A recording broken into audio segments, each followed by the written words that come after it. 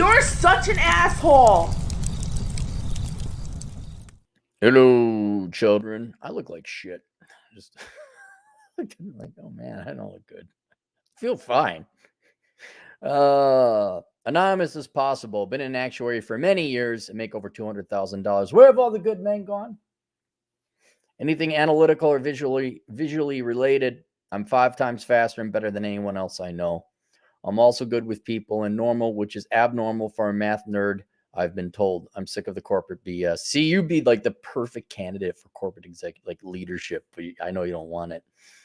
I can fix cars, plumbing, electrical, HVAC, pretty much anything, and do most of it myself where it's cost effective and have all the tools to do it. My dad was a real dad and taught me everything, so it's to his credit that I know how to do things. Well, we don't need fathers. That those kids and the women, they just need government checks. That no, what's the word? Not know it all. That knowledge, I guess, is what they call it. That ability that can all be replaced with a government check. And you, sir, that's nothing when you've accomplished. That's just normal. Men are just born that way. Wanting to be part of the 1099 master race, do I go into consulting route that's related to my professional job or the trades as a side gig until, or if it works out, divorced with a couple kids at an age that is about me. So I don't have the ability to take a lot of risks since my social work major ex can't support them. Sir, how dare you? It's almost like there's a book out there titled A World Without Men, an economic analysis of an all-female economy, would indicate that women are completely fucked without us. I said, well, how much money do you need to make given your kids? It's not about making more money. It's about getting out of the corporate DEI world. I'm a straight white male that doesn't get any handouts from the government or anyone else, and I'm self-sufficient until the pendulum swings back. I'm the enemy because of this. All right, so when it comes, all right, you make a really handsome salary, and you do have the skills. And before you make the jump to self-employment, do you have enough money saved up that you could pay for everything until your entrepreneurial ventures generate enough income that you could continue to support yourself and make child support payments or alimony or whatever other slave shit that you got stuck with by the family courts? So I'm fine with you going and becoming an entrepreneur, absolutely. But right now you're making $200,000 a year. Let's not be hasty. What you gotta lick the almighty black vagina a little bit more for diversity and inclusion. All right, fine. If you have enough money, I'm gonna rely on you. You're an actuary, you could do the math. If you got enough money that you could sustain a lower level of income, and still cover all your payment. You got a cash fund set aside that you can make your payments to the ex and the kids, living expenses for you, and give you about a year's time to go and get your consulting and side gigs up. Sure, fine. I give you the green light. I would still not quit your day job. I don't know if you have a non-compete, but I would keep the day job, start doing the consulting gig in the actuarial world, and potentially do some tradesman gig if you'd like, just to make sure you don't quit and your entrepreneurial adventures do not take off. So you could just get a client. Let's aim for one client.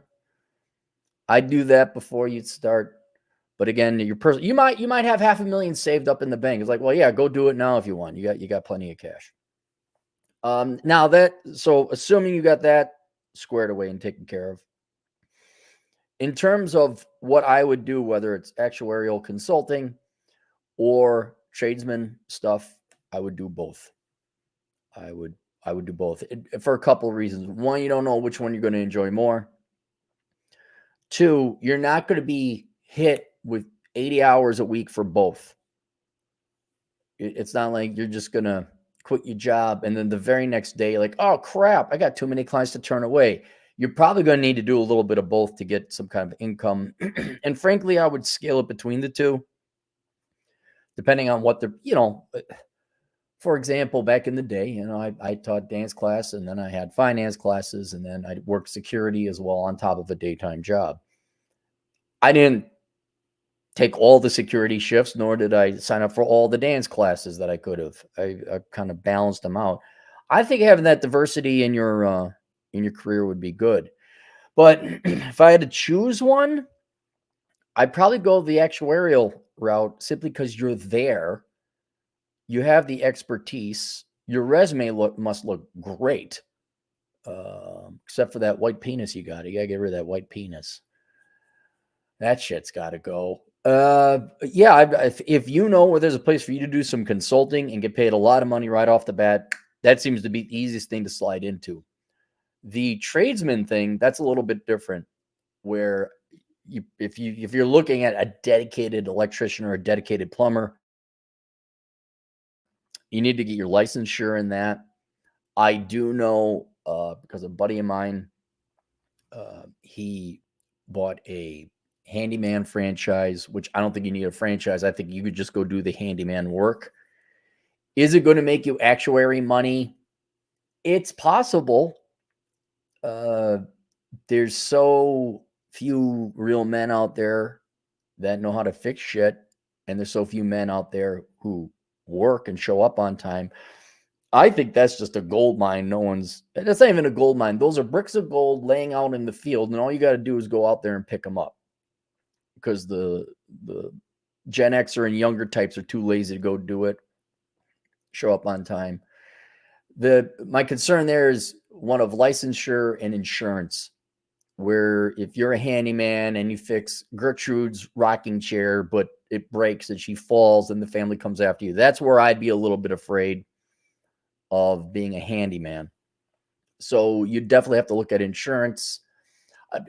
Entrepreneurially, though, see, another thing, do you want to sit at a desk and keep doing the job that you're doing now, or do you want to go out there and wrench with your hands? I felt a lot better putting in a retaining wall and working on my truck than I did, doing my taxes earlier this year.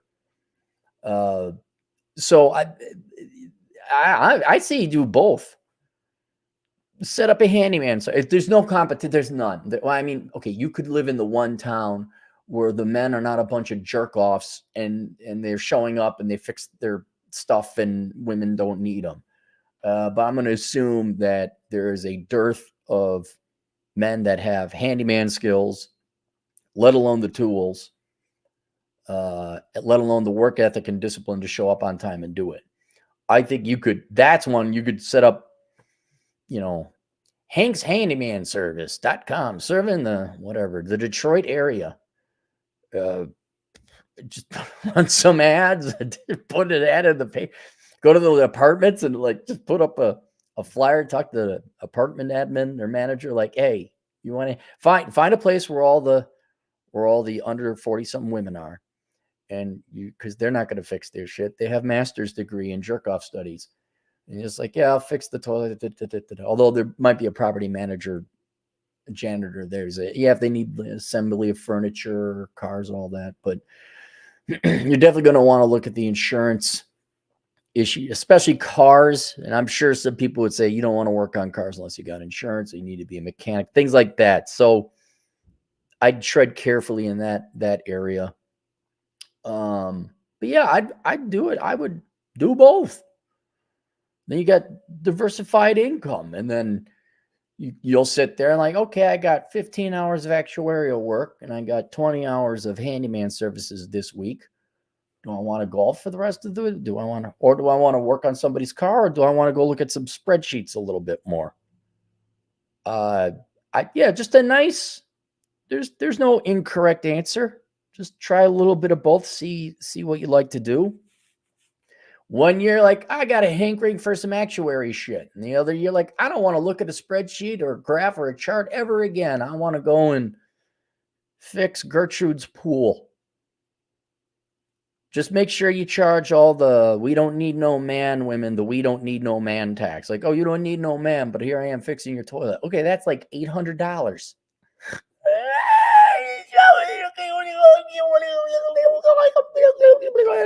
Plus tax. Daddy. Yeah. So there you go. I have spoken. See you guys later, Toodles.